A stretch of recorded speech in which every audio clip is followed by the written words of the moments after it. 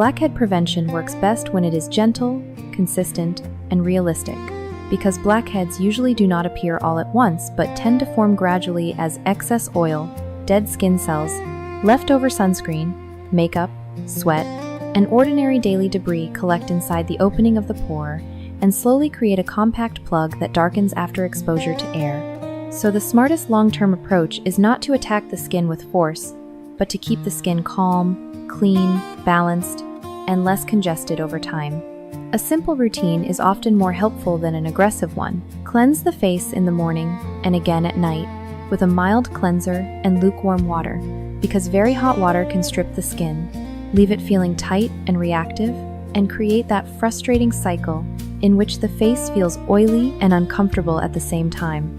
Use clean fingertips rather than rough washcloths, harsh scrubs, gritty exfoliants, stiff cleansing brushes, or repeated friction, especially around the nose, chin, and forehead, where blackheads often gather most easily. If sunscreen, makeup, or heavier skin products have been worn during the day, remove them thoroughly but gently in the evening so residue does not remain on the skin overnight. Choose non-comedogenic products when possible, and be cautious with very heavy oils, greasy balms, thick styling creams, or pomades that can drift from the hairline onto the forehead and temples. Moisturizer still matters even if the skin feels oily, because over-cleansed or dehydrated skin can become irritated and unbalanced, and a light moisturizer often helps the skin feel calmer and more comfortable over time. Daily sunscreen also matters because protecting the skin from too much sun supports overall skin health and reduces the temptation to overuse strong products out of frustration. Small hygiene habits matter too. Change pillowcases regularly, use clean face towels, wipe down eyeglasses and phone screens, and try not to rest the face in the hands for long stretches. If you sweat after exercise, yard work, commuting, warm weather, or a long day outdoors, rinse or cleanse the skin as soon as practical so sweat, oil, and residue do not sit on the surface longer than necessary. If scalp oil tends to move onto the forehead, wash the hair regularly and keep heavier hair products away from facial skin whenever possible. Some people do well with a gentle salicylic acid product to help keep pores clearer over time, and some benefit from a retinoid if their skin tolerates it. But stronger is not always better, and steady use is usually more helpful than jumping from one harsh trend to another every few days. Pore strips may remove some surface debris temporarily, but they do not stop future blackheads from forming on their own, and repeated rough use can irritate sensitive skin, so it is usually wiser to focus on steady daily habits instead of chasing quick fixes. Avoid squeezing, scraping, pinching, or picking at blackheads, because that can cause redness, swelling, irritation, broken skin, and lingering marks, while doing very little to prevent the next clogged pore from forming. It also helps not to inspect the face too aggressively in magnifying mirrors, because normal skin texture can begin to feel like a major problem when it is really just part of being human. Wash hats, pillowcases, and anything that rests against the forehead regularly. Keep makeup brushes and sponges cleaner than many people remember to do. Be thoughtful with thick or greasy products that stay on the face for many hours, especially in warm weather. Try not to switch products constantly out of frustration, because skin usually responds better to calm consistency than to panic. If a new product burns, stings strongly, or leaves the skin much redder, drier, or more uncomfortable, reduce it or stop it and return to a simpler routine. Regular sleep, a balanced routine, lower stress where possible, enough water, and patient habits support general well-being and may also help the complexion look steadier. Blackheads are common, and having them does not mean the skin is dirty or that anyone has done anything wrong.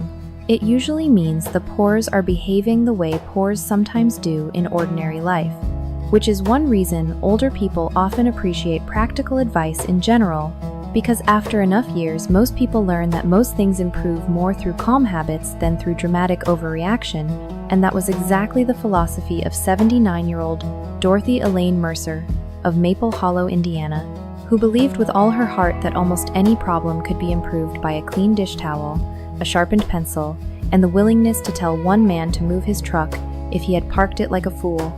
And that belief served her beautifully through widowhood, church committees, 3 generations of family, and one very stubborn tomato season, But it was tested almost beyond reason on the bright Saturday morning when she walked out onto her front porch at 7:15, still tying the sash of her robe, and found 12 folding tables, 3 coolers, 1 handmade sign reading Maple Hollow Community Mega Yard Sale, and 2 complete strangers unloading a box of VHS tapes onto her lawn like they had leased the property from destiny itself.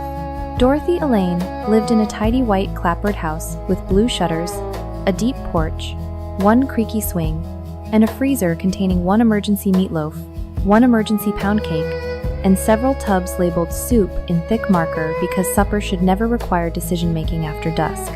She had spent 39 years as the front office secretary at the middle school, which meant she trusted labels, calendars, staplers, practical shoes, and women who carried peppermints more than she trusted last-minute pivots, vague emails, or anybody under 50 who said let's circle back. She was widowed but not lonely, with 1 son in Louisville, 1 daughter in Indianapolis, grandchildren who still called to ask how long to bake potatoes, and 3 close friends who met her most mornings at Dottie's Diner for coffee and what they called neighborhood review. Those friends were Shirley Faye Collins, age 74, retired beauty shop owner, loyal to coral lipstick, clip earrings, cardigans with structure, and public standards. Roy Calvin Dillard, age 81, retired hardware store manager, suspicious of unstable tables, decorative wagons, and men who used bungee cords without a plan. And Naomi Lee Parker, age 76, widowed, former church pianist, soft-spoken and dryly funny, in a way that made people laugh twice, once immediately and once later, when the full sentence reached them. The sign on Dorothy's lawn was made of white poster board, thick red letters, and enough confidence to qualify as trespassing. "No," Dorothy said aloud to the morning.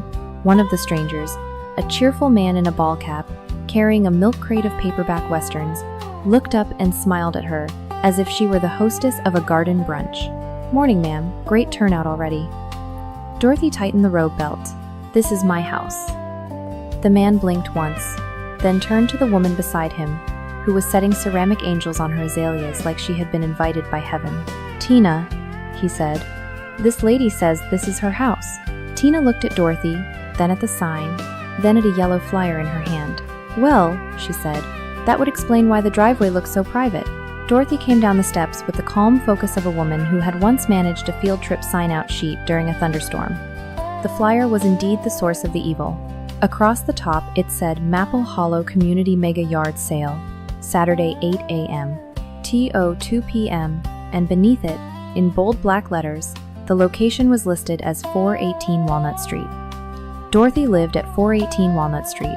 The problem was that the sale had actually been planned for the empty church lot at 418 Walnut Lane, 2 blocks over, where the Methodist Annex had once stood before being converted into a gravel lot used for fish fries, pumpkin loading, and general good intentions. Somebody, somewhere, had shortened lane to street and printed 300 flyers before coffee.